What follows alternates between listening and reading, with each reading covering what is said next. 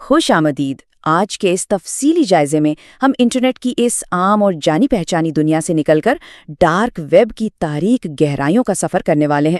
ہمارا مقصد صرف سنسنی پھیلانا نہیں، بلکہ اس پوشیدہ دنیا کی حقیقت کو سمجھنا ہے، اور سب سے اہم بات یہ جاننا ہے کہ ہم اپنے ڈیجیٹل فٹ پرنٹس کو کیسے محفوظ رکھ سکتے ہیں۔ تو بغیر کسی تاخیر کے سیدھا موضوع پر آتے ہیں۔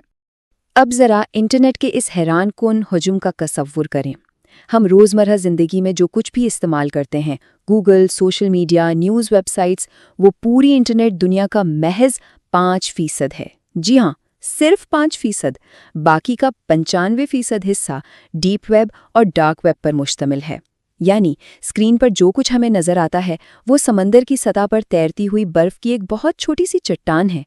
اصل اور بے پناہ بڑی دنیا تو اس سطح کے نیچے کہیں چھپی ہوئی ہے۔ ایک بہت دلچسپ بات یہ ہے کہ ڈارک ویب ہمیشہ سے مجرموں کا گڑھ نہیں تھی۔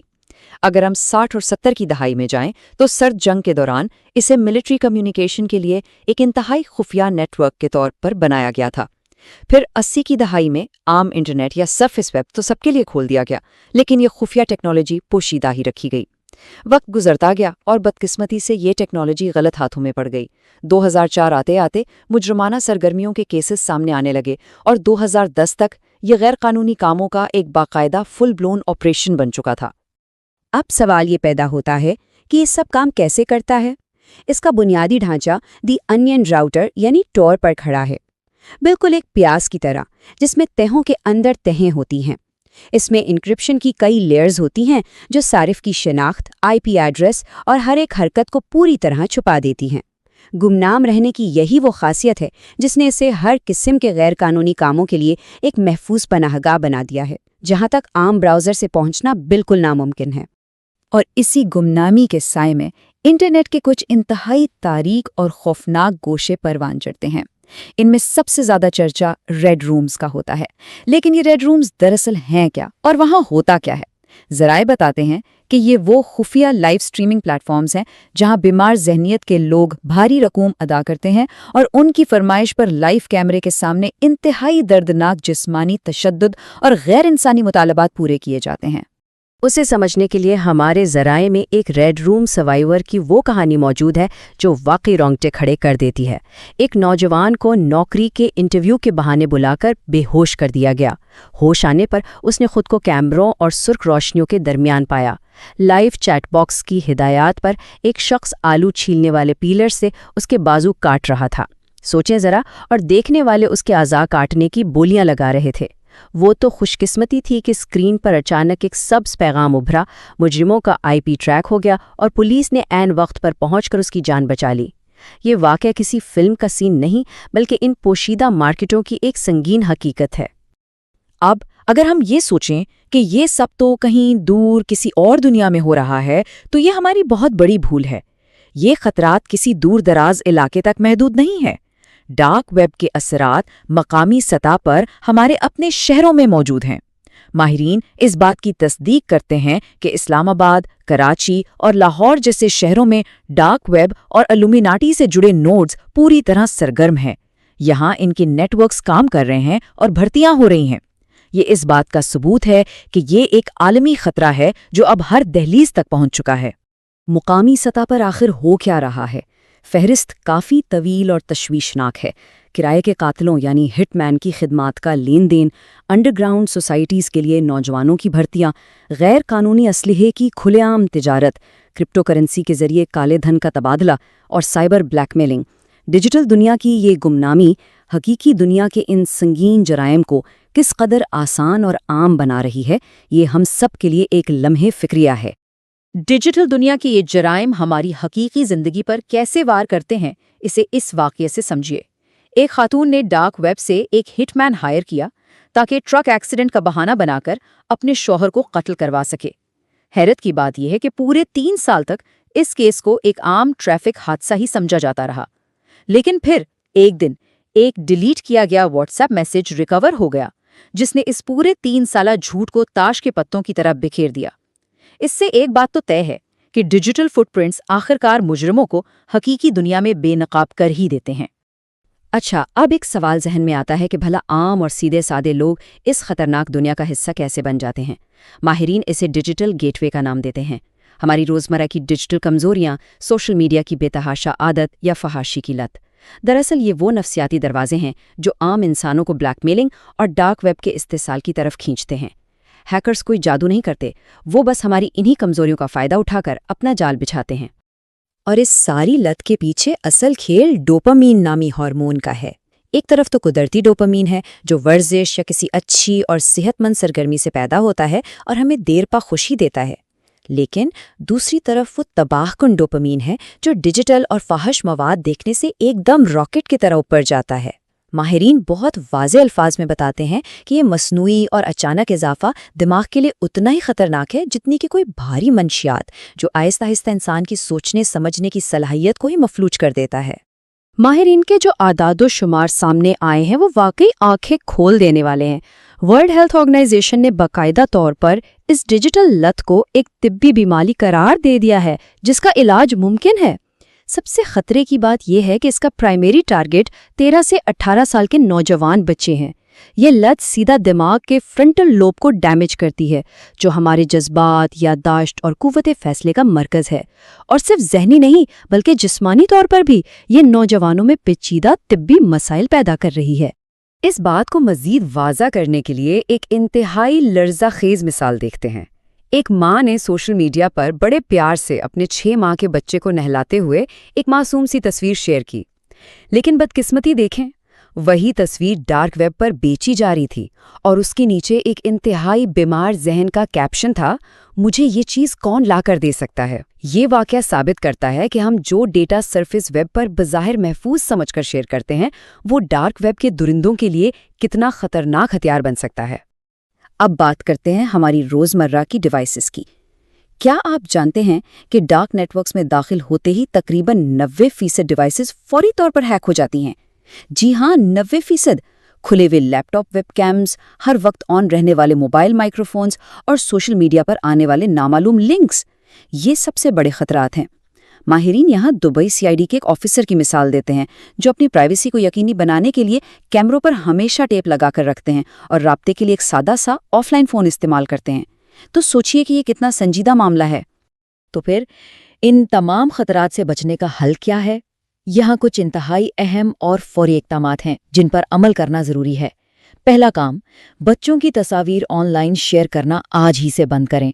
दूसरा, अपने लैपटॉप और मोबाइल के कैमरों और माइक्रोफोन्स को फिजिकली कवर करके रखें। तीसरा, किसी भी नामालूम डिजिटल लिंक को क्लिक करने के बजाय उसे फौरन ब्लॉक करें।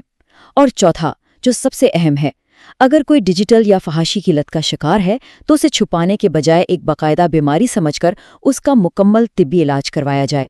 इस तफसीली जायजे के इख्तिताम पर एक इंतहाई चुपता हुआ सवाल छोड़े जा रहा हूँ। अगर नजर आने वाला हमारा जाना पहचाना इंटरनेट पूरी वेब का महज 5% है, तो आज हम और आप जो डिजिटल कदमों के निशानात पीछे छोड़ रहे हैं वो कितने महफूज हैं? ये वक्त है कि हम सब अपनी साइबर सिक्योरिटी, स्क्रीन टाइम और इंटरनेट के इस्तेमाल की आदत पर गहराई से गौर करें। याद रखें, इस डिजिटल दुनिया में मालूमात ही सबसे बड़ा हथियार और सबसे बड़ी कमजोरी है। मुहतात रहना और अपनी हिफाजत को यकीनी बनाना ही बचाव का वाहिद रास्ता है।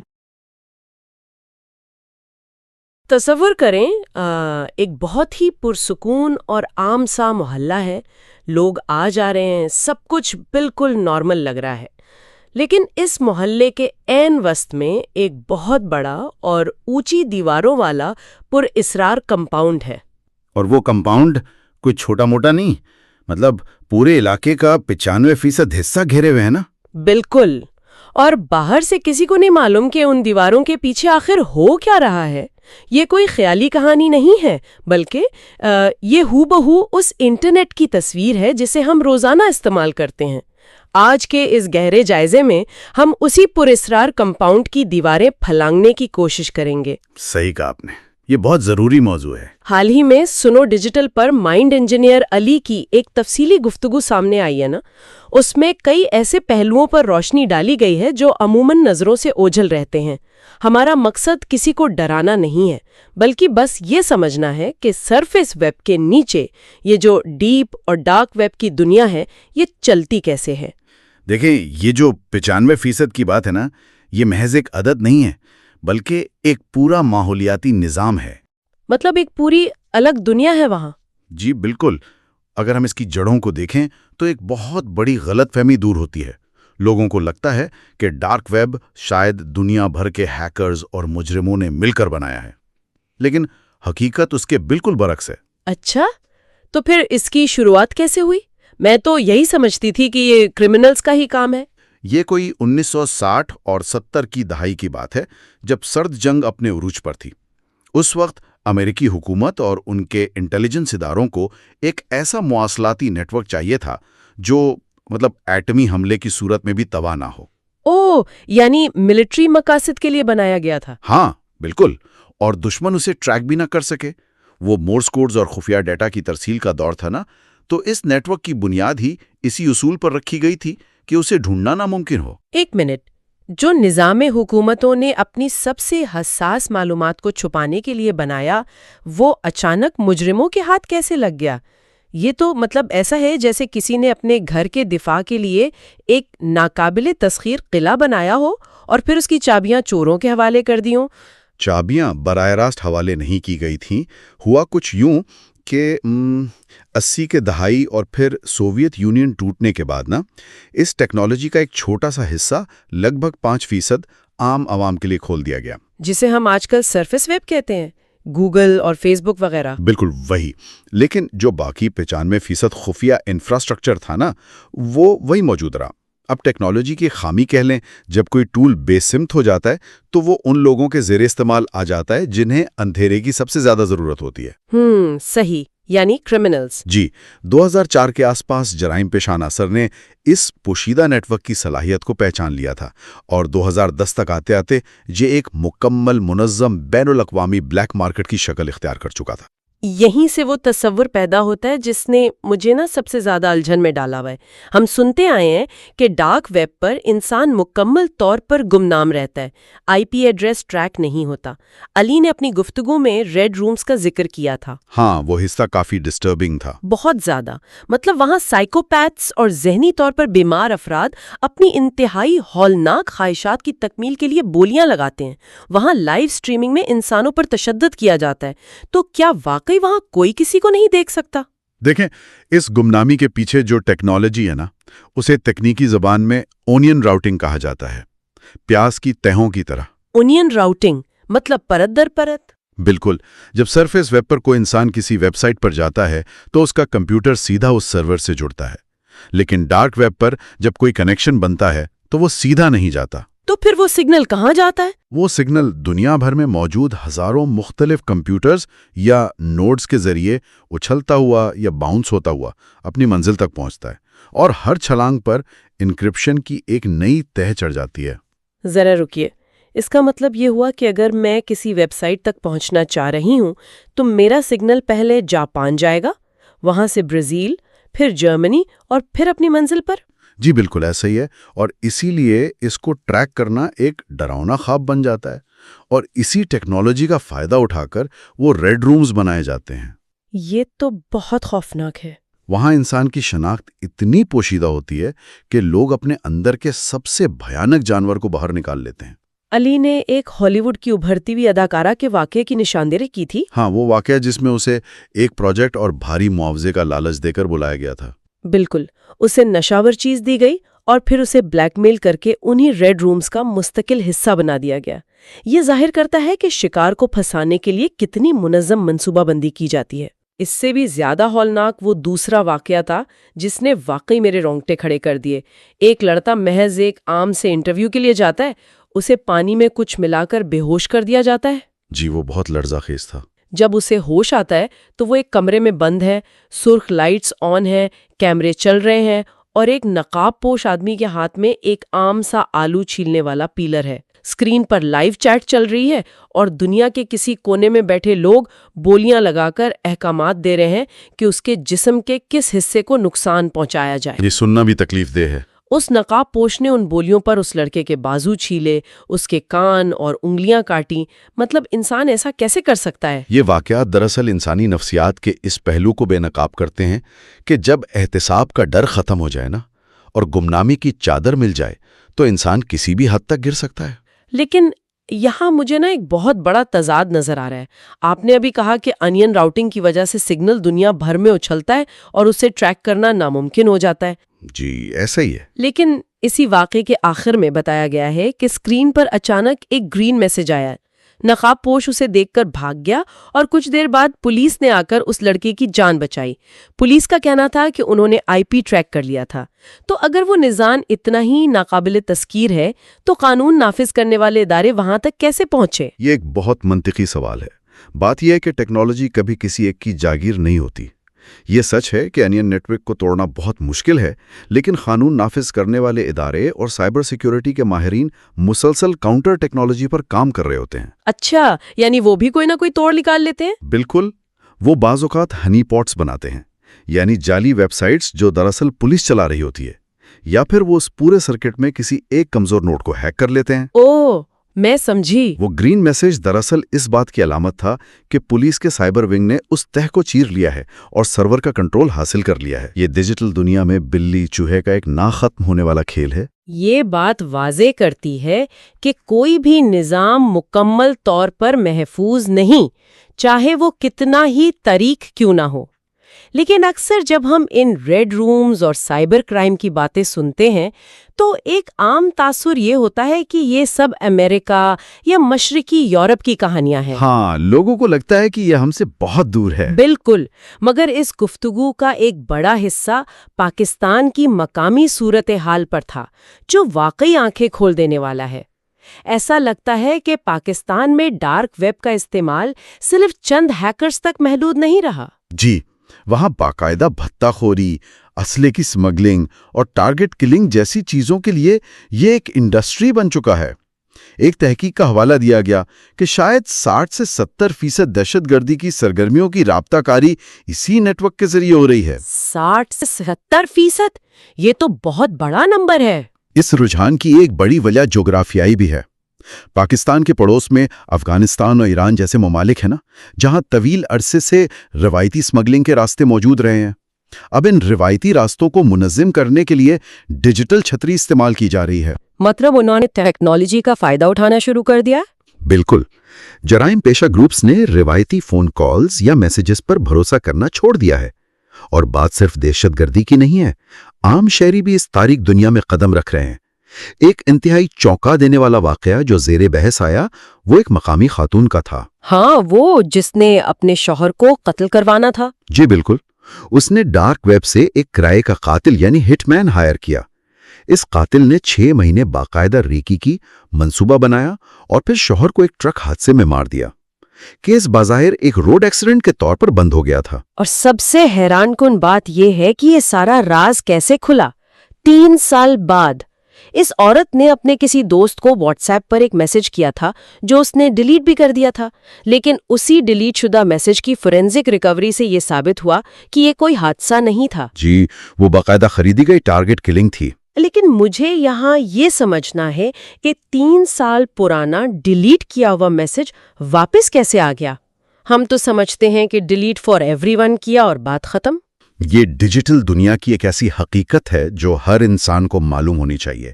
جب ہم کسی ڈیوائس پر کوئی چیز ڈیلیٹ کرتے ہیں نا، تو وہ ڈیٹا دراصل وہاں سے مٹتا نہیں ہے۔ تو پھر کیا ہوتا ہے؟ آپریٹنگ سسٹم صرف اس جگہ کو دستیاب قرار دے دیتا ہے تاکہ اس پر نیا ڈیٹا لکھا جا سکے۔ جب تک اس مخصوص جگہ پر نیا ڈیٹا اوور رائٹ نہ ہو جائے، پرانا ڈیٹا ڈیوائس کی میموری میں موجود رہتا ہے۔ اچھا، یعنی وہ وہیں چھپا ہوتا ہے۔ بالکل، اور ایڈوانس فورینسک ٹولز اسی میموری میں جا کر ان بٹس کو جوڑ کر ڈیٹا واپس لے آتے ہیں۔ اس کے علاوہ کلاؤڈ بیک اپس بھی ہوتے ہیں، اس لیے ڈیجیٹل فٹ پرنٹس کبھی مکمل طور پر نہیں مرتے۔ یعنی وہ قاتل تو شاید بچ جاتا، لیکن اس عورت کی اپنی ایک چھوٹی سی ڈیجیٹل غلطی نے اس کا پردہ چاک کر دیا۔ اب یہاں ایک اور زاویہ ہے، ڈارک ویب سے قاتل کرائے پر لینا یہ تو بالکل ایسا لگ رہا ہے جیسے ہم سرفیس ویب پر Amazon سے کوئی پروڈکٹ خرید رہے ہوں۔ یہ تشبیہ کافی حد تک درست ہے، لیکن اگر ہم اس کی تکنیکی گہرائی میں جائیں نا تو یہ مارکیٹس Amazon سے بھی زیادہ پیچیدہ اور منظم ہیں۔ سلک روڈ یا الفا بے جیسی بلیک مارکیٹس کا جو تذکرہ ہوا وہ مکمل طور پر ایک کارپوریٹ ماڈل پر چلتی ہیں۔ مطلب ان کے باقاعدہ سسٹمز بنے ہوئے ہیں؟ جی، وہاں بیچنے والوں کی باقاعدہ ریٹنگز ہوتی ہیں، کسٹمر ریویوز ہوتے ہیں۔ اگر آپ کسی سے غیر قانونی اسلحہ یا ہیکنگ کا سافٹ ویئر خرید رہے ہیں تو ادائیگی کرپٹو کرنسی میں ہوتی ہے، لیکن وہ پیسہ سیدھا بیچنے والے کو نہیں جاتا۔ تو پھر کیسے جاتا ہے؟ وہ ایک ایسکرو اکاؤنٹ میں روکا جاتا ہے۔ جب خریدار تصدیق کر دیتا ہے کہ اسے اپنا غیر قانونی سامان مل گیا ہے، تب جا کر پیسہ ریلیز ہوتا ہے۔ یعنی مجرموں نے آپس میں اعتماد قائم کرنے کا ایک پورا متوازی نظام بنا لیا ہے۔ یہ تو ایک پوری کی پوری متوازی معیشت ہے۔ اور جب بات متوازی نظاموں کی ہو رہی تھی تو علی نے ایک بڑا ہی متنازع اور دلچسپ دعویٰ کیا ایلومیناٹی کے حوالے سے۔ جی، ان کی گفتگو میں اس کا تفصیلی ذکر تھا۔ ان کے مطابق پاکستان کے بڑے شہروں میں ان خفیہ تنظیموں کے باقاعدہ ریکروٹمنٹ سرکلز موجود ہیں۔ انہوں نے ایک پاکستانی نوجوان کی کہانی سنائی جو گٹار بجانے کا شوقین تھا۔ علی کے بقول وہ نوجوان اپنے اسی شوق کے ذریعے بیرون ملک ایلومیناٹی کے اندرونی حلقوں تک پہنچ گیا۔ ہاں، وہ ایک انفرادی تجربے کی کہانی تھی جو شیئر کی گئی۔ اس واقعے کے مطابق جب وہ نوجوان اس تنظیم کے اندرونی حلقے تک پہنچا اور وہاں ہونے والی رسومات کا حصہ بنا تو ایک موڑ ایسا آیا جہاں اس نے کچھ ایسا مواد دیکھا جو انبیاء کرام کی شان میں گستاخانہ تھا۔ اچھا، جی، اس کا پس منظر کوئی بہت زیادہ مذہبی نہیں تھا، لیکن اس واقعے نے اس کے اندر ایک شدید رد عمل پیدا کیا۔ اس نے اس نیٹ ورک سے بغاوت کی، چھپتا پھرا، اور بالآخر اسلام آباد آ کر اس نے ایک عالم دین کی حیثیت سے نئی زندگی شروع کی۔ اس واقعے کو سن کر جو بات ذہن میں آتی ہے نا وہ یہ ہے کہ بڑے سنڈیکیٹس یا خفیہ تنظیمیں لوگوں کی کمزوریوں اور ان کے شوق کو کس طرح ایک جال کے طور پر استعمال کرتی ہیں۔ بالکل، وہ ٹارگٹ کرتے ہیں ایسے لوگوں کو۔ لیکن ہمیں یہ محسوس ہوتا ہے کہ شاید کوئی بہت ہی خاص شخص ہی ان کا نشانہ بن سکتا ہے، کوئی موسیقار، کوئی ابھرتی ہوئی اداکارہ۔ مگر جب گفتگو آگے بڑھی تو احساس ہوا کہ ہم روزمرہ زندگی میں کتنی آسانی سے اپنے آپ کو ان تاریک طاقتوں کے سامنے پیش کر رہے ہیں۔ وہ جو ایک معصوم بچی کی ویڈیو والا واقعہ تھا اس نے تو مجھے ہلا کر رکھ دیا۔ وہ شاید اس پورے جائزے کا سب سے حساس پہلو ہے۔ ایک ماں نے محض محبت اور فخر کے جذبے میں اپنی 6 ماہ کی بچی کو نہلانے کی ویڈیو فیس بک پر اپلوڈ کی۔ اسے لگا کہ پرائیویسی سیٹنگز موجود ہیں، صرف دوست دیکھیں گے۔ ہم سب یہی سوچ کر تصویریں لگاتے ہیں نا؟ لیکن حقیقت میں خودکار بورڈز اور اسکرپٹس لگاتار سوشل میڈیا سے ایسی تصویریں اور ویڈیوز کھینچ رہے ہوتے ہیں۔ کچھ ہی عرصے بعد اس بچی کی وہ تصویر ڈارک ویب کے ایک فورم پر لگی تھی اور نیچے کامنٹ تھا کہ یہ چیز مجھے کون لا کے دے سکتا ہے۔ اوہ خدایا، یہ تو انتہائی دل دہلا دینے والی بات ہے۔ یہ واقعہ ثابت کرتا ہے کہ جو کچھ ہم سرفیس ویب پر خوشی خوشی بانٹ رہے ہیں نا، وہ ڈارک ویب کے درندوں کے لیے محض ایک خام مال یا را مٹیریل ہے۔ یہ بات خوفزدہ کرنے کے لیے کافی ہے، اور بات صرف تصویروں کے چوری ہونے کی نہیں ہے، بات تو ذہنیت کی ہے جو اس تاریک دنیا کو چلاتی ہے۔ اس گفتگو میں پورنوگرافی کے حوالے سے ایک بہت ہی تفصیلی اور میڈیکل نقطۂ نظر سامنے آیا۔ جی، وہ بہت ضروری بحث تھی۔ اکثر ہم اسے صرف ایک اخلاقی مسئلہ سمجھتے ہیں، لیکن اب ورلڈ ہیلتھ آرگنائزیشن اسے باقاعدہ ایک بیماری کے طور پر کلاسیفائی کر چکی ہے۔ علی نے یہ چونکا دینے والا دعویٰ کیا کہ یہ لت انسانی دماغ کے اگلے حصے یعنی فرنٹل لوب کو چرس سے بھی 4 گنا زیادہ نقصان پہنچاتی ہے۔ یہ کوئی مبالغہ نہیں ہے۔ میں سمجھنا چاہتی ہوں کہ صرف اسکرین پر کچھ دیکھنے سے دماغ جسمانی طور پر کیسے تباہ ہو سکتا ہے۔ اس کے پیچھے سائنس کیا ہے؟ اس کی سائنس کو سمجھنے کے لیے ہمیں انسانی دماغ کے ڈوپامین ریوارڈ سسٹم کو دیکھنا ہوگا۔ ڈوپامین وہ کیمیکل ہے جو ہمیں خوشی کا احساس دیتا ہے۔ فرض کریں آپ جم جاتے ہیں، 1 گھنٹہ سخت محنت کرتے ہیں۔ ٹھیک ہے۔ آپ کا جسم تھک جاتا ہے، لیکن دماغ تھوڑا سا ڈوپامین ریلیز کرتا ہے، جس سے آپ کو سکون اور کامیابی کا احساس ہوتا ہے۔ یہ ایک قدرتی محنت پر مبنی عمل ہے۔ لیکن جب کوئی شخص اسکرین کے سامنے بیٹھ کر فوش مواد دیکھتا ہے تو بغیر کسی محنت کے دماغ میں ڈوپامین کا ایک بے پناہ طوفان آ جاتا ہے۔ یعنی وہ ایک طرح کا ہیک ہے، دماغ کو بے وقوف بنا کر بے حساب خوشی حاصل کر لینا۔ بالکل، اور مسئلہ یہ ہے کہ دماغ اتنے بڑے طوفان کے لیے ڈیزائن ہی نہیں ہوا۔ जब बार बार ये डोपामीन का सैलाब आता है ना, तो दिमाग का फ्रंटल लोब जो हमारे जज्बात, फैसलों और खुद पर काबू पाने की सलाहियत को कंट्रोल करता है, वो ओवरलोड होकर सन होना शुरू हो जाता है। अच्छा, यानी उसके काम करने की सलाहियत कम हो जाती है। जी, इसे मेडिकल की जुबान में डिसेंसिटाइजेशन कहते हैं। इसी वजह से आजकल 14 से 16 साल के बच्चों में PID जैसी बीमारियां आम हो रही हैं। उनके दिमाग के न्यूरल पाथवेज इस कदर मस्नूई तहरीक के आदी हो चुके होते हैं कि हकीकी जिंदगी के मुहर्रिकात उन पे असर ही नहीं करते। ये तो एक पूरी नस्ल की खामोश तबाही है। और जब इंसान नफ्सियाती तौर पर इतना कमजोर हो जाता है तो वो इन ब्लैकमेलर्स का और भी आसान शिकार बन जाता है। हमें लगता है कि हैकिंग का मतलब सिर्फ हमारे पासवर्ड चोरी होना है, लेकिन बात इससे कहीं आगे की है। जी बिल्कुल, हमारे अपने आलात हमारे खिलाफ जासूस बन चुके हैं। वो वाकया बड़ा चश्मकशा था जो दुबई के एक CID ऑफिसर का बताया गया। वो ऑफिसर खुद दिन रात साइबर सिक्योरिटी और जराइम को देखता था। वो जानता था कि रिमोट एक्सेस ट्रोजन्स नामी मैलवेयर किस तरह काम करते हैं। ये मैलवेयर करते क्या हैं? ये ऐसे वायरस होते हैं जो आपकी डिवाइस में दाखिल होकर आपके कैमरे और माइक्रोफोन का कंट्रोल हैकर को दे देते हैं, और आपकी स्क्रीन पर कोई कैमरा ऑन होने की लाइट भी नहीं जलती। मतलब आपको पता भी नहीं चलेगा और कोई आपको देख रहा होगा। बिल्कुल। इसीलिए उस अफसर ने अपने लैपटॉप और स्मार्टफोन के कैमरों पर स्याह टेप लगाई हुई थी, और अहम गुफ्तगू के लिए वो आज भी पुराना नोकिया 3310 इस्तेमाल करता था, जिसमें इंटरनेट और कैमरे की वो सहूलियात ही नहीं जो हैक हो सकें। ये सब सुनकर तो लगता है कि हम एक डिजिटल माइनफील्ड में चल रहे हैं जहां हर कदम पर धमाका हो सकता है।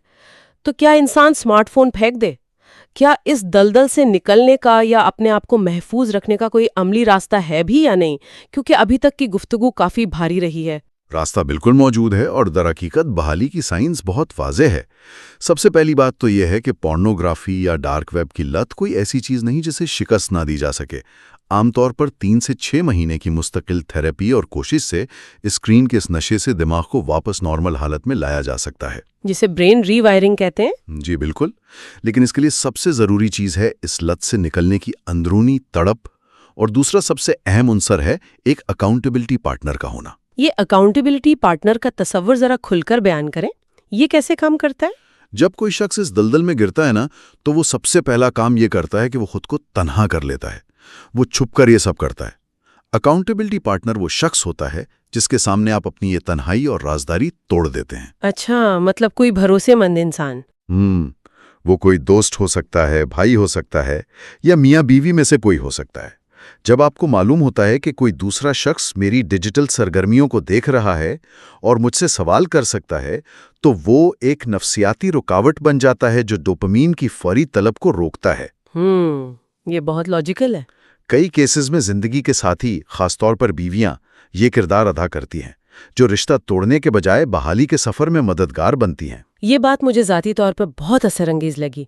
और अगर हम इसी मंतिक को ब्लैकमेलिंग पर लागू करें, ब्लैकमेलर की सबसे बड़ी ताकत क्या है? हमारा खौफ ना, रुसवाई का खौफ। बिल्कुल, सारा खेल ही दर का है। अली ने बड़ी ज़बरदस्त बात कही कि अगर हमारे माशरे में लोगों की गलतियों को माफ़ करने और पर्दापोशी का रिवाज बढ़ जाए तो डार्क वेब की ब्लैकमेलिंग की पूरी इंडस्ट्री धड़ाम से नीचे आ गिरे। अगर इंसान जुर्रत करके कह दे कि हाँ मुझसे ही गलती हुई और माशरा उसे तबाह करने के बजाय संभाल ले, तो ब्लैकमेलर के पास बेचने के लिए कुछ बचेगा ही नहीं। आपने बिल्कुल सही निशानदेही की। ये खौफ की तिजारत है, और जहां तक डार्क वेब के दीगर खतरात की बात है, वहां बचाव का सबसे बुनियादी असूल एक ही है कि अपने तजस्सुस को काबू में रखें। मतलब खामखा पंगे ना लें। हाँ, कभी भी सिर्फ ये देखने के लिए डार्क वेब पर लॉगिन ना करें कि वहां क्या होता है। वहां सरफेस वेब जैसे हिफाजती फिल्टर्स नहीं होते। महज एक पेज लोड करने पर बैकग्राउंड में ड्राइव बाय डाउनलोड्स के जरिए ऐसे मैलवेयर आपकी डिवाइस में दाखिल हो सकते हैं जो आपकी डिवाइस का मुकम्मल कंट्रोल किसी दूर बैठे हैकर को दे दें। तजस्सुस के क्या नुकसानात हो सकते हैं, उसकी एक छोटी सी मकामी मिसाल हमने सुनी थी। एक तालिब इल्म के छोटे भाई ने महज मजाक और तजस्सुस में ये सीखना चाहा कि व्हाट्सएप कैसे हैक होता है। जी, वो बहुत आम सी बात लगती है शुरू में। उसने तजुर्बाती तौर पर अपनी ही भाभी के व्हाट्सएप पर वो तरीका आजमाया। नतीजा क्या निकला? एक जरा सी गलती से वो अकाउंट किसी असली हैकर के कंट्रोल में चला गया और घर के अंदरूनी मामलात संगीन ब्लैकमेलिंग और पुलिस केसेस तक पहुंच गए। یعنی جس اندھے کنویں کی گہرائی کا آپ کو علم نہیں، اس کے کنارے پر کھڑے ہو کر نیچے جھانکنا بھی حماقت ہے۔ یہی اس پوری گفتگو کا نچوڑ ہے۔ شعور اور خوف میں فرق ہے۔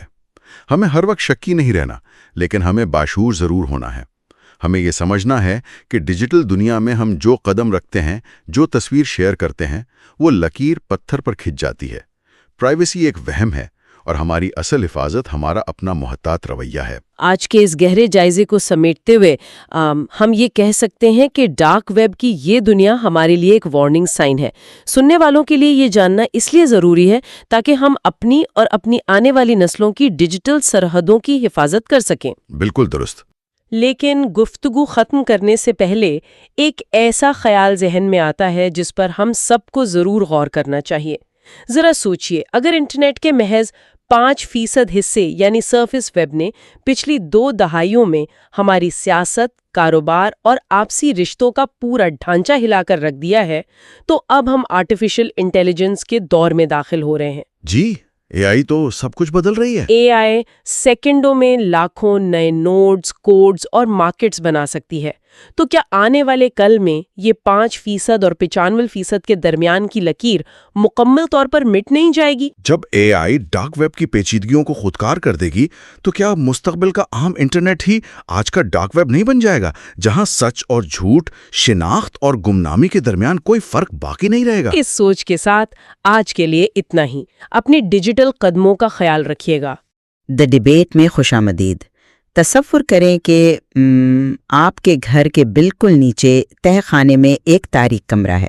اب اگر اس کمرے کا دروازہ کبھی غلطی سے کھلا رہ جائے تو شاید محلے کا کوئی عام سا چور اندر آ جائے، لیکن عام چور، بالکل جی، لیکن ذرا سوچیں، اگر آپ اس تہہ خانے کو دنیا بھر کی زیر زمین سرنگوں کے ایک ایسے نیٹ ورک سے جوڑ دیں جہاں ہر شخص نے نقاب پہن رکھا ہو، تو کیا ہوگا؟ پھر آپ صرف مقامی چوروں کو نہیں بلکہ دنیا کے سفاک ترین درندوں کو سیدھا اپنے گھر بلا رہے ہیں۔ یہ تو ایک بہت خوفناک صورتحال ہے۔ بالکل ہے، اور آج ہم جس موضوع پر بات کر رہے ہیں وہ یہی ڈارک ویب ہے، ایک ایسی ڈیجیٹل دنیا جو پاکستان سمیت عالمی سطح پر کرپٹو کرنسی، ریڈ رومز، ہٹ مین کی خدمات اور چائلڈ ایکسپلائٹیشن جیسے ہولناک جرائم کا ایک بہت بڑا گڑھ بن چکی ہے۔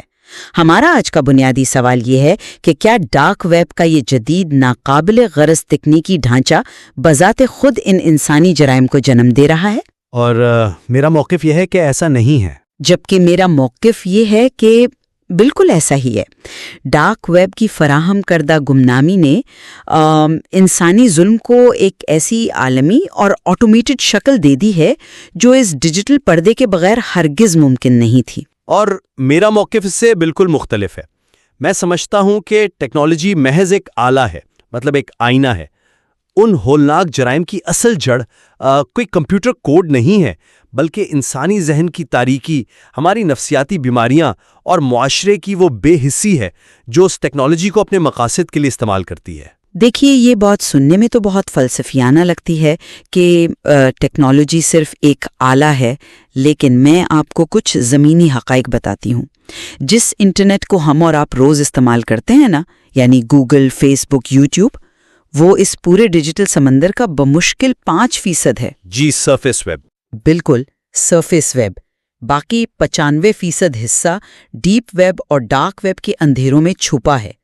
60 اور 70 کی دہائی میں سرد جنگ کے دوران امریکی ملٹری نے اپنی خفیہ کمیونیکیشن کے لیے ایک ٹیکنالوجی بنائی تھی۔ آج وہی ٹیکنالوجی ایک عالمی غیر قانونی منڈی بن چکی ہے، جسے ہم دی انین راؤٹر یا مختصراً ٹور کہتے ہیں۔ بالکل، اور اس ٹور نیٹ ورک کی پیچیدگی سے تو کوئی انکار نہیں کر سکتا۔ ہاں، اور یہ پیچیدگی کام کیسے کرتی ہے یہ سمجھنا بہت ضروری ہے۔ جب ہم سرفیس ویب پر ہوتے ہیں تو ہمارا ایک آئی پی ایڈریس ہوتا ہے، ایک طرح کا ڈیجیٹل فنگر پرنٹ۔ لیکن ٹور نیٹ ورک پر جب کوئی یوزر لاگ ان کرتا ہے تو اس کا ڈیٹا دنیا بھر کے 3 مختلف رینڈم کمپیوٹرز یا نوڈ سے باؤنس ہو کر گزرتا ہے۔ ہاں، ہر باؤنس پر ایک نئی انکرپشن ہوتی ہے۔ جی، ہر باؤنس پر اس کے گرد انکرپشن کی ایک نئی تہ چڑھ جاتی ہے، بالکل پیاز کے چھلکوں کی طرح۔ تو نتیجہ کیا نکلتا ہے؟ جو شخص آخری سرے پر بیٹھا ہے وہ کسی صورت یہ ٹریس نہیں کر سکتا کہ یہ سگنل اصل میں کس ملک، کس شہر یا کس گلی سے آیا تھا۔ اور میرا پوائنٹ یہ ہے کہ اس سطح کی گمنامی عام جرائم کو ریڈ رومز جیسی سفاکیت میں بدل دیتی ہے۔ آپ ریڈ رومز کی بات کر رہی ہیں جہاں لائیو سٹریمنگ ہوتی ہے؟ جی بالکل، جہاں ایک ماسک پہنا ہوا شخص کیمرے کے سامنے کھڑا ہے اور ایک چیٹ باکس چل ہے، دنیا بھر سے لوگ کرپٹو کرنسی میں بولیاں لگا رہے ہیں کہ اس بے بس انسان کا کان کاٹ دو یا انگلیاں کاٹ دو، اور وہ شخص آلو چھیلنے والے پیلر سے انسانوں کی کھال اتارتا ہے۔ مجھے بتائیں، کیا یہ درندگی کسی عام سڑک پر یا عام انٹرنیٹ پر ممکن ہے؟ نہیں، عام طور پر تو نہیں۔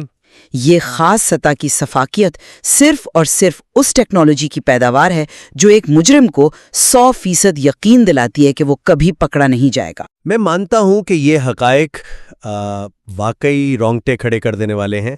کوئی بھی باشعور انسان یہ سن کر کام جائے گا، اور میں اس ٹیکنالوجی کے میکانزم کو بھی سمجھ رہا ہوں جس کی آپ نے بات کہی، لیکن مجھے آپ کی اس بنیادی دلیل سے اختلاف ہے کہ یہ سفاکیت ٹیکنالوجی کی پیداوار ہے۔ تو پھر یہ کس چیز کی پیداوار ہے؟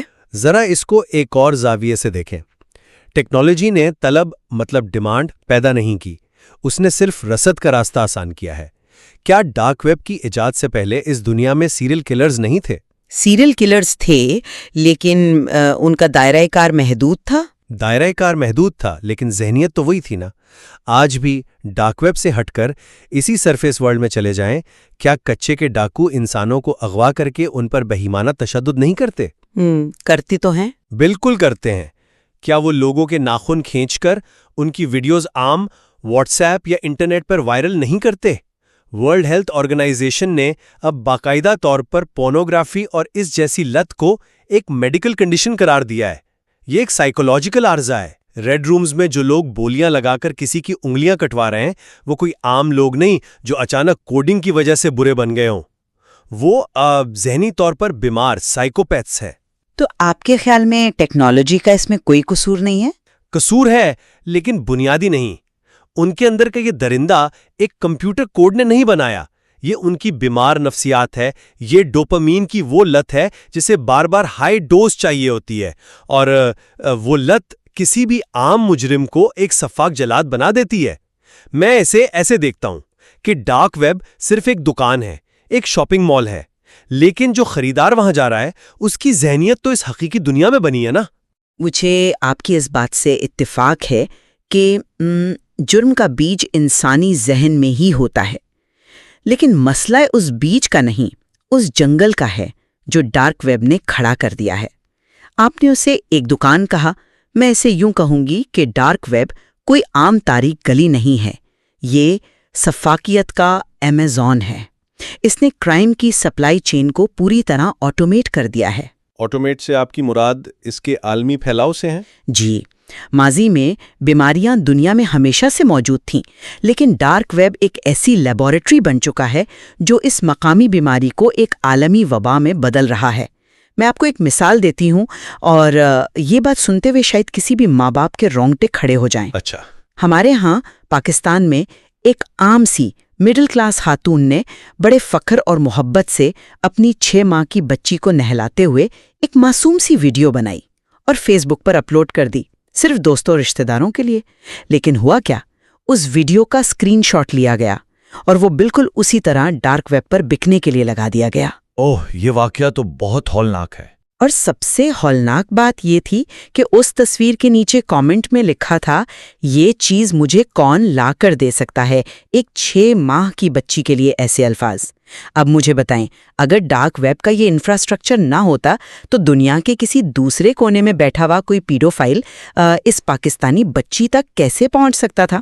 ٹیکنالوجی نے ایک مقامی اور معصوم عمل کو اٹھا کر دنیا کے غلیظ ترین درندوں کی منڈیوں میں رکھ دیا۔ اس نے استحصال کے دائرے کو لامحدود کر دیا ہے۔ یہ واقعہ واقعی دل دہلا دینے والا ہے، اور میں ایک لمحے کے لیے بھی اس بات سے انکار نہیں کر رہا کہ ٹیکنالوجی نے اس درندے کو ایک گلوبل ریچ دے دی ہے۔ لیکن آپ ذرا غور کریں، آپ خود مان رہے ہیں کہ وہ کامنٹ کسی انسان نے کیا تھا، وہ ڈیمانڈ کسی انسان کے اندر سے آئی تھی، جی انسان نے کیا، لیکن آپ کا کہنا ہے کہ ٹیکنالوجی نے یہ ممکن بنایا۔ میں کہتا ہوں کہ اگر ڈارک ویب نہ بھی ہو تب بھی یہ بیمار ذہنیت اپنا راستہ ڈھونڈ لیتی ہے۔ آپ نے پاکستان کی مثال دی، میں آپ کو قصور کے واقعے کی یاد دلاتا ہوں۔ قصور سکینڈل جس میں بچوں کی ویڈیوز بنائی گئی تھیں۔ جی بالکل، قصور میں کیا ہوا تھا، وہ 2 لڑکے جو اس پورے گینگ کا حصہ تھے، پیشے کے لحاظ سے کباب بنانے والے تھے، بالکل ان پڑھ اور سیدھے سادے بظاہر نظر آنے والے لوگ۔ ان کے پاس ٹور نیٹ ورک کی کوئی مہارت نہیں تھی، وہ کوئی ڈارک ویب کے ہیکرز یا ماسٹر مائنڈز نہیں تھے۔ انہیں صرف یہ معلوم ہوا کہ ایسا غلیظ مواد بکتا ہے، انہوں نے ویڈیوز بنائی، گاہک ڈھونڈے اور وہ درندگی شروع کر دی۔ ٹیکنالوجی تو ان کے لیے بھی ایک سہولت کار تھی، لیکن بہت ہی بنیادی سطح کی۔ جب ایک ان پڑھ شخص جس سے انکرپشن کے ہجے بھی نہیں آتے وہ اس غلیظ کاروبار میں کود سکتا ہے، تو اس کا واضح مطلب یہ ہے کہ خرابی ہمارے معاشرے کی اخلاقی گراوٹ میں ہے۔ میں آپ کی بات سمجھ رہی ہوں، لیکن ذرا اس کو ایک اور زاویے سے دیکھیں۔ آپ نے خود کہا کہ وہ ان پڑھ تھے اور یہی وجہ ہے کہ وہ پکڑے گئے۔ وہ فزیکل دنیا میں آپریٹ کر رہے تھے، اس لیے بالکل، وہ عام نیٹ ورک پر تھے، فزیکل دنیا میں تھے، اس لیے قانون کے ہاتھ ان تک پہنچ گئے۔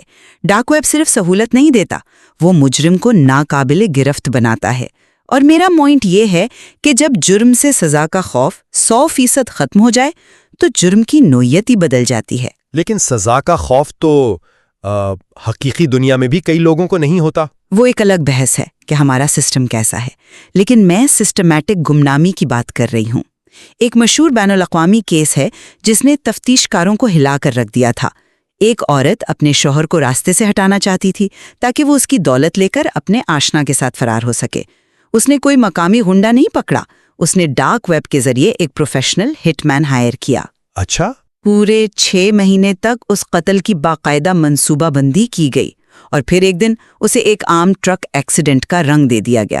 بظاہر سب کو یہی لگا کہ ایک ٹرک ڈرائیور سے روڈ پر جھگڑا ہوا اور اس نے غصے میں گولی مار دی، کیس فائل بند ہو گئی۔ وہ تو سالوں بعد اس عورت کا کوئی نجی میسج لیک ہوا جس سے پولیس کو شک پڑا اور ڈارک ویب کا سراغ ملا۔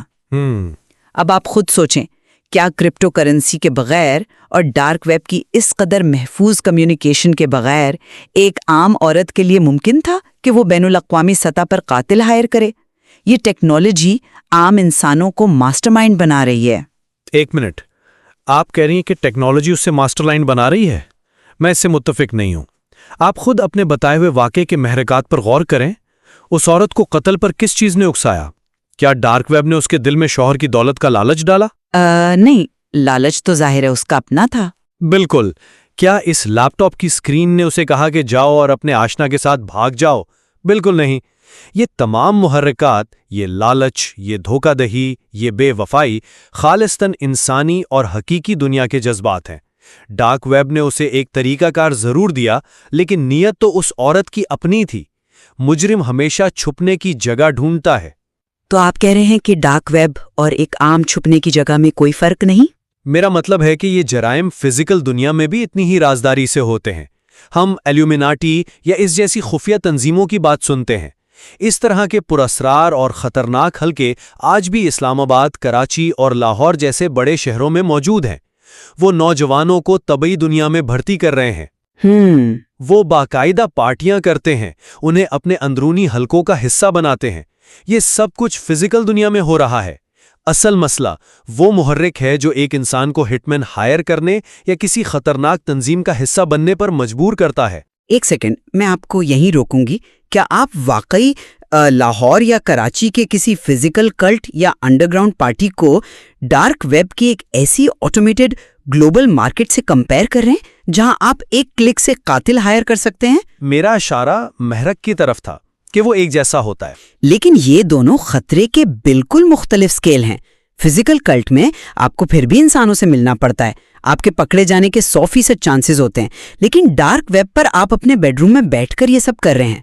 اور جب ہم انسانی محرکات کی بات کرتے ہیں تو یہ سمجھنا بھی ضروری ہے کہ ڈارک ویب صرف ایک خاموش تماشائی یا ٹول نہیں رہا، یہ براہ راست انسانی دماغ کی کیمسٹری پر حملہ آور ہے۔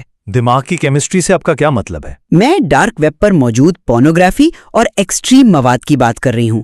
جب ہم کہتے ہیں کہ یہ دماغ کو ڈیمیج کرتا ہے تو اس کا باقاعدہ ایک میڈیکل میکانزم ہے۔ جب کوئی شخص، خاص طور پر ایک ٹینیجر، ایسا ہولناک اور ایکسٹریم مواد دیکھتا ہے تو اس کے دماغ میں ڈوپامین کا ایک سیلاب آ جاتا ہے۔ ہاں، یہ میڈیکل سائنس ثابت کر چکی ہے۔ بالکل، دماغ کا وہ حصہ جو لاجک، ہمدردی اور صحیح غلط کا فیصلہ کرتا ہے، یعنی فرنٹل لوب، اسے اتنی ہائی ڈوز کی عادت ہو جاتی ہے کہ وہ فزیکلی ڈیمیج ہونا شروع ہو جاتا ہے۔ ریسرچ بتاتی ہے کہ یہ نقصان چرس یا کوکین جیسی منشیات سے 4 گنا زیادہ ہے۔ اس کے نیورل پاتھ ویز ری وائر ہو جاتے ہیں۔ یہ نوجوانوں میں بیماریاں پیدا کر رہا ہے، اور وہ بھی 14 سے 16 سال کی عمر میں۔ میں مانتا ہوں کہ یہ سائیکولوجیکل اور فزیکل ڈیمیج بالکل ریئل ہے۔ بات صرف ڈیمیج کی نہیں ہے، بات اس جال کی ہے جو ڈارک ویب بنتا ہے۔ اگر کوئی نوجوان محض تجسس کے مارے ڈارک ویب پر چلا جائے تو وہاں کی اسکرپٹنگ اتنی ایڈوانس ہے کہ اس کی ڈیوائس 90% تک ہیک ہو جاتی ہے۔ ان کے فونز کے کیمرے اور مائکروفون ان کے اپنے کنٹرول میں نہیں رہتے۔ یہ واقعی خطرناک ہے۔ مجھے دبئی کی CID کے ایک سائبر سیکیورٹی اہلکار کا واقعہ یاد آتا ہے۔ وہ اپنے لیٹسٹ سمارٹ فون کے کیمروں پر ہر وقت ٹیپ لگا کر رکھتا تھا، اور اہم بات چیت کے لیے اس نے ایک پرانا بٹنوں والا نوکیا فون رکھا ہوا تھا جس میں کوئی کیمرہ یا انٹرنیٹ نہیں تھا، کیونکہ وہ جانتا تھا کہ ڈارک ویب کے ہیکرز کس حد تک جا سکتے ہیں۔ یہ ڈارک ویب کیمرہ ہیک کر کے لوگوں کی نجی ویڈیوز بناتا ہے اور پھر انہیں بلیک میلنگ کے ایک ایسے چکر میں پھنساتا ہے جہاں سے نکلنے کا راستہ اکثر نوجوان خودکشی میں ڈھونڈتے ہیں۔ تو یہ ٹول نہیں ہے، یہ ایک ایکٹیو شکاری ہے۔ دیکھیں، کیمرہ ہیکنگ ایک بہت بڑی حقیقت ہے جس کا شکار لاپرواہ لوگ ہوتے ہیں، اور یہ دبئی والے اہلکار کی مثال بالکل درست ہے کہ جو لوگ اس فیلڈ کو سمجھتے ہیں وہ کتنے محتاط ہوتے ہیں۔ لیکن ذرا اس بلیک میلنگ کے میکانزم پر غور کریں۔ یہ بلیک میلرز اصل میں کس چیز کا فائدہ اٹھاتے ہیں؟ کیا وہ صرف ٹور نیٹ ورک کا فائدہ اٹھا رہے ہیں؟ ہاں، وہ تو ویڈیو کی بنیاد پر بلیک میل کر رہے ہیں نا؟ نہیں، وہ ہمارے معاشرے کے خوف اور ہماری عدم برداشت کا فائدہ اٹھاتے ہیں۔ بلیک میلر کا سارا بزنس ماڈل اس بنیاد پر کھڑا ہے کہ ہمارا معاشرہ ان لوگوں کو کبھی معاف نہیں کرتا جن کی کوئی نجی ویڈیو لیک ہو جائے یا جن سے جوانی میں کوئی غلطی ہو جائے۔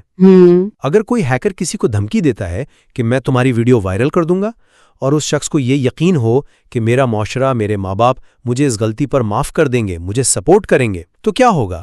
اس بلیک میلر کی ساری طاقت اسی وقت دم توڑ دے گی۔ ڈارک ویب کی بلیک میلنگ کمپیوٹر کوڈ پر نہیں چلتی، یہ ہماری سوسائٹی کے ٹیبوز اور لوگوں کی بدنامی کے ڈر پر چلتی ہے۔ اگر ہم بحیثیت معاشرہ ایک دوسرے کے لیے کھڑے ہونا شروع کر دیں تو ان ہیکرز کا سارا کاروبار زیرو ہو جائے۔ یہ تو ایک بہت آئیڈیل سوچ ہے، لیکن حقیقت میں معاشرہ اتنی جلدی نہیں بدلتا۔ لیکن بدلنے کی گنجائش انسانوں میں ہمیشہ موجود ہوتی ہے، چاہے وہ کتنی ہی تاریکی نے کیوں نہ ڈوب چکے ہوں۔ میں آپ کو اسی نوجوان کی مثال دیتا ہوں جس کا میں نے پہلے فزیکل کلٹس کے حوالے سے ذکر کیا تھا۔ یہ ایک نوجوان تھا جو ایلومیناٹی کے ایک انتہائی اندرونی اور پراسرار حلقے میں گٹارسٹ کے طور پر شامل ہو گیا۔ وہ سالوں تک ان کی چکا چوند اور اس تاریک لائف سٹائل میں کھو چکا تھا۔ اچھا، پھر؟ لیکن ایک دن جب اس نے ان کی ایک میٹنگ میں انبیاء کرام کی کھلی گستاخی اور انتہائی غلیظ مواد دیکھا تو اچانک اس کے اندر کا سویا ہوا ضمیر جاگ اٹھا، اسے جھٹکا لگا۔ لیکن ایسے گروپ سے نکلنا تو تقریباً ناممکن ہوتا ہے۔ بالکل، یہ اس کی زندگی کا سب سے خطرناک فیصلہ تھا۔ اس نے بغاوت کر دی، وہ وہاں سے بھاگا۔ 2 سال تک وہ ان طاقتور لوگوں سے چھپتا رہا، اس نے اپنی جان خطرے میں ڈالی، دھمکیاں ملیں لیکن اس نے ہار نہیں مانی۔ وہ اس اندھیرے سے نکلا، اور آج وہ شخص کیا کر رہا ہے؟ آج وہ ایک معروف عالم دین اور مفتی ہیں۔ واقعی؟ جی، یہ ایک یونیورسٹی میں پڑھا رہا ہے۔ وہ کھلے عام نوجوانوں کو اپنی کہانی سناتا ہے تاکہ دوسرے بچے اس جال میں نہ پھنسیں۔ میرا یہ واقعہ سنانے کا مقصد کیا ہے؟ مقصد یہ ثابت کرنا ہے کہ مسئلہ ٹیکنالوجی کے طاقتور ہونے کا نہیں، بلکہ انسانی ضمیر کے بیدار ہونے کا ہے۔ اگر انسان فیصلہ کر لے اور معاشرہ اسے واپس آنے کا راستہ دے تو ڈارک ویب کا کوئی انکرپٹڈ جال اسے ہمیشہ کے لیے قید نہیں کر سکتا۔ یہ واقعی ایک انتہائی متاثر کن واقعہ ہے، اور یقیناً یہ امید کی ایک کرن ہے۔ لیکن اگر ہم آج کی اس طویل اور گہری گفتگو کا خلاصہ کریں تو میری نظر میں شواہد اور ٹیکنالوجی کی جو سطح ہم نے ڈسکس کی ہے وہ بالکل واضح ہے۔ ڈارک ویب کو محض ایک بے جان آلہ سمجھنا ہماری سب سے بڑی بھول ہوگی۔ صحیح۔ چاہے وہ کتنی ہی پرانی کیوں نہ ہو، باقاعدہ ایک ادارہ جاتی شکل دے کر پوری دنیا میں پھیلا دیا ہے۔ ریڈ رومز میں ہونے والی لائیو درندگی، کرپٹو کرنسی کے پیچھے چھپ کر ہٹ مین کی ادائیگیاں ہوں یا معصوم بچوں کی تصویروں کا بکنا ہو، جرائم کا جو حجم آج ہم دیکھ رہے ہیں وہ انسانی تاریخ میں بے مثال ہے۔ یہ سب کچھ صرف ٹور نیٹ ورک کی اس مخصوص گمنامی کے بغیر کبھی بھی ممکن نہیں تھا۔ جب تک ہم اس ٹیکنیکل ڈھانچے کو نشانہ نہیں بناتے، ہم محض علامات کا علاج کر رہے ہوں گے، جبکہ بیماری اس ڈیجیٹل تاریکی میں تیزی سے پنپتی رہے گی۔ میں آپ کے اس خلاصے کے جواب میں صرف یہی کہوں گا کہ پلیٹ فارم یقیناً بے حد خطرناک ہے، اور اس سے خود کو اور اپنے بچوں کو بچانا ہماری اولین ترجیح ہونی چاہیے۔ لیکن ہمیں یہ کڑوی حقیقت نہیں بھولنی چاہیے کہ ان ڈیجیٹل سرنگوں کے پیچھے بیٹھے درندے کوئی خلائی مخلوق نہیں ہے۔ وہ اسی سیسس ورلڈ، یعنی ہماری اسی حقیقی دنیا کے انسان ہیں۔ ہم ٹیکنالوجی کی پیچیدگی کو مورد الزام ٹھہرا کر اپنی معاشرتی اور نفسیاتی ناکامیوں سے آنکھیں نہیں چرا سکتے۔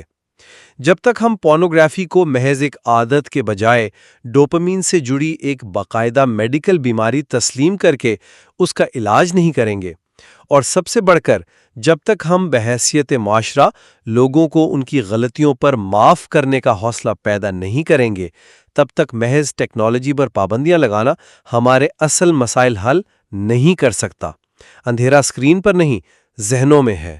تو آج کے دی ڈیبیٹ میں ہم نے ڈارک ویب کی اس ہولناک حقیقت کے دو بالکل مختلف پہلوؤں کا تفصیلی جائزہ لیا۔ ٹیکنالوجی کی فراہم کردہ ناقابل تسخیر گمنامی اور انسانی نفسیات کے تاریک ترین پہلوؤں کے درمیان کا یہ رشتہ انتہائی پیچیدہ اور گہرا ہے۔ بالکل، اور ہمارے سامعین کے لیے اس موضوع کے حوالے سے مزید کھوج لگانے کے لیے ابھی بہت کچھ موجود ہے، خاص طور پر اس بات پر کہ ہم اپنے خاندانوں، اپنے ذہنوں اور اپنی نوجوان نسل کو اس ڈیجیٹل دور میں کیسے محفوظ رکھ سکتے ہیں۔ ہم آج کی اس گفتگو کا فیصلہ آپ پر، یعنی ہمارے سامعین پر چھوڑتے ہیں۔ آپ خود سوچئے اور فیصلہ کیجئے، کیا ہمیں اپنی تمام تر توانائیاں اس زیر زمین سرنگ کو مستقل طور پر بند کرنے پر مرکوز کرنی چاہیے، یا ہمارا اصل کام ان افریتیوں اور بیماریوں کا علاج کرنا ہے جو سرنگ میں چل رہے ہیں؟ کیا صرف دروازہ بند کر دینے سے تہخانے کے اندر موجود اندھیرا خود بخود ختم ہو جائے گا؟ غور کیجیے گا۔